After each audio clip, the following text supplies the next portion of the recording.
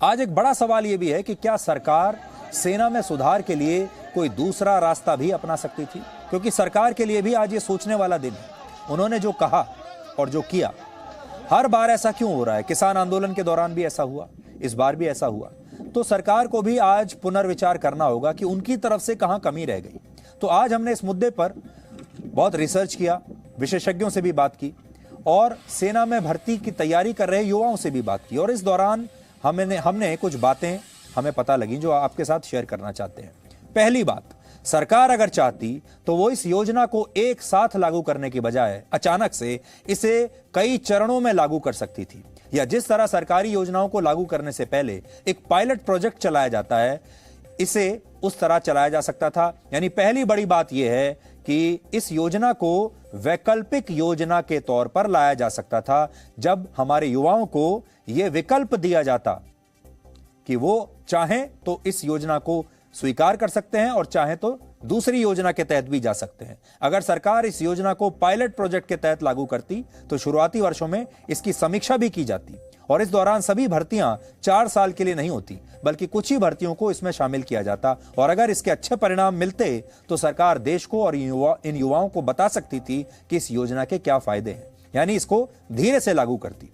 दूसरी बात, अगर सरकार चाहती तो वो इस योजना को अलग अलग चरणों में लागू कर सकती थी। जैसे शुरुआत के 10 वर्षों में 30% जवानों की भर्तियां 4 साल के लिए होती और 70% जवानों की भर्तियां पहले की तरह ही स्थायी रूप से होती।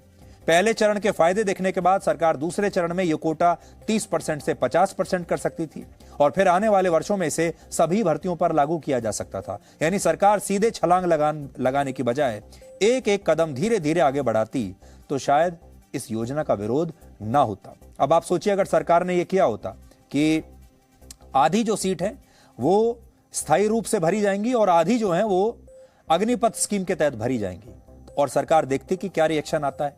तीसरी बात, अभी ज्यादातर युवा पेंशन समाप्त करने का विरोध कर रहे हैं, लेकिन अगर सरकार चाहती तो वो पेंशन के लिए एक वैकल्पिक रास्ता ढूंढ सकती थी।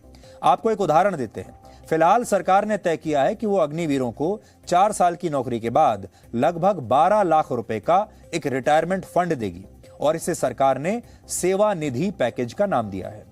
अब सरकार चाहती तो वो अग्निवीरों को यह विकल्प दे सकती थी, या तो वो 4 साल के बाद पूरे 12 लाख रुपए सरकार से एक साथ ले लें, जैसा कि सरकार अभी दे रही है, या फिर इसी पैसे को वो मासिक पेंशन के रूप में 4 साल की सेवा के बाद हर महीने लेते रहे। अब आप सोचिए, दूसरी तरह से सोचिए, अगर सरकार ने यह कहती कि 4 साल की रिटायरमेंट के बाद पैसा आपको रिटायरमेंट फंड कुछ नहीं मिलेगा, लेकिन हर साल हर महीने आपको पेंशन मिलती रहेगी, तो कैसा होता?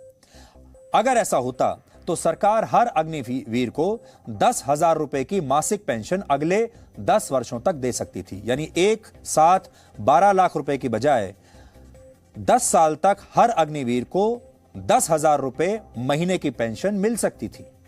इसके अलावा सरकार चाहती तो पेंशन की राशि बढ़ा भी सकती थी और ऐलान कर सकती थी कि हर अग्निवीर को रिटायरमेंट के बाद 5 साल तक 20,000 रुपए की पेंशन मिलेगी। अगर बढ़ाना है तो इसी पैसे से 5 साल तक 20,000 रुपए महीने की पेंशन हो सकती है, और यह पेंशन उतनी ही होती जितनी अभी सेना में किसी नॉन कमीशन रैंक के सिपाही को मिलती है। आज की स्थिति में अगर कोई सोल्जर, कोई सिपाही, कोई सैनिक 15 साल की सेवा के बाद सेना से रिटायर होता है तो उसे लगभग 18,000 रुपए की मासिक पेंशन मिलती है। इसके अलावा इस पेंशन पर उसे 20% महंगाई भत्ता मिलता है, जो 3,600 रुपए के आसपास बैठता है। यानी इस हिसाब से एक सैनिक की रिटायरमेंट के बाद जो पेंशन है फिलहाल वो है 21,600 रुपए के आसपास, 21,500 मान लीजिए, और यह पेंशन 15 साल की सेवा के बाद मिलती है। लेकिन नई योजना के तहत अग्निवीरों को सिर्फ 4 साल की नौकरी के बाद लगभग 12 लाख रुपए मिल रहे हैं, जिसे किसी भी सूरत में कम नहीं माना जा सकता। 12 लाख रुपए का मतलब है कि 10,000 रुपए महीने की पेंशन 10 साल तक और 20,000 रुपए महीने की पेंशन 5 साल तक। यह कम नहीं है, और यह सब तब मिल रहा है जब सिर्फ 4 साल की नौकरी उन्हें करनी है। चौथी बात, सरकार को योजना का ऐलान करते समय यह बताना चाहिए था कि इन अग्निवीरों को किन किन नौकरियों में आगे चलकर प्राथमिकता मिलेगी, क्योंकि अभी जो युवा प्रदर्शन कर रहे हैं उन्हें सबसे ज्यादा डर इसी बात का है कि उन्हें सेना की नौकरी के बाद न तो पेंशन मिलेगी और ना ही बाद में कोई नौकरी मिलेगी। जबकि सच यह है कि उन्हें पेंशन भी मिल रही है और उन्हें नौकरी भी मिल रही है। देश के 12 से ज्यादा राज्यों ने यह घोषणा की है कि वो अपने पुलिस बल में इन अग्निवीरों को नौकरी के लिए प्राथमिकता देंगे। इसके अलावा सेंट्रल आर्म्ड पुलिस फोर्सेस और असम राइफल्स की नौकरियों में भी इन्हें प्राथमिकता मिलेगी। सरकार इन्हें जो अग्निवीर कौशल प्रमाण पत्र देगी, उसके आधार पर इन्हें बैंकों से आसान शर्तों पर आसानी से लोन मिलेगा। लेकिन समस्या यह है कि ये सारे ऐलान तब हुए जब इस योजना की घोषणा हो चुकी थी और युवाओं ने तोड़फोड़ शुरू कर दी थी, और इसीलिए युवाओं तक सरकार का ये संदेश पहुंचा ही नहीं। और यही बात किसान आंदोलन में भी हुई थी, यही बात यहां भी हो रही है। संदेश पहुंच नहीं रहा, संदेश देर से पहुंच रहा है, और संदेश अपने सही रूप में नहीं पहुंच रहा, और गलतफहमी पैदा करने वाले लोग बड़ी संख्या में मौजूद हैं। यहां हम आपको यह भी बताना चाहते हैं कि अग्निवीरों को जिन सुरक्षा बलों और पुलिस में प्राथमिकता मिलेगी, उनमें कितनी नौकरियां उपलब्ध हैं।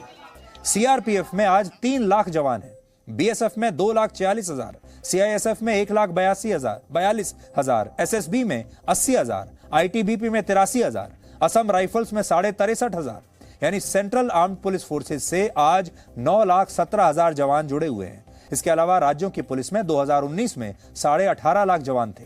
अब सोचिए, सेना की 4 साल की नौकरी के बाद इन अग्निवीरों के पास नौकरियों के हजारों नहीं लाखों विकल्प थे, और इनमें से कहीं ना किसी ना किसी फोर्स में इन्हें नौकरी जरूर मिल जाती। अब अपनी पुरानी बात पर लौटते हैं कि सरकार के पास क्या विकल्प थे। तो सरकार अमेरिका जैसे देशों के भी मॉडल को अपना सकती थी। अमेरिका में जो सैनिक 8 साल की सेवा के बाद रिटायर होते हैं, उन्हें प्राइवेट क्षेत्र की नौकरियों में प्राथमिकता मिलती है। जैसे वहां बहुत सारी प्राइवेट कंपनियों में नौकरी के लिए इंटरव्यू और रिटन एग्जाम होते हैं, उनमें पूर्व सैनिकों को 5% एक्स्ट्रा मार्क्स दिए जाते हैं, और सरकार अग्निवीरों के लिए भी ऐसी कोई व्यवस्था कर सकती थी। इसके अलावा सरकार के पास एक और विकल्प था। इस विकल्प को आप बहुत ध्यान से सुनिएगा। अभी सेना के तीनों अंगों में सबसे ज्यादा नौकरियां थल सेना में हैं। थल सेना में इस समय लगभग 1,16,000 पद खाली पड़े हैं।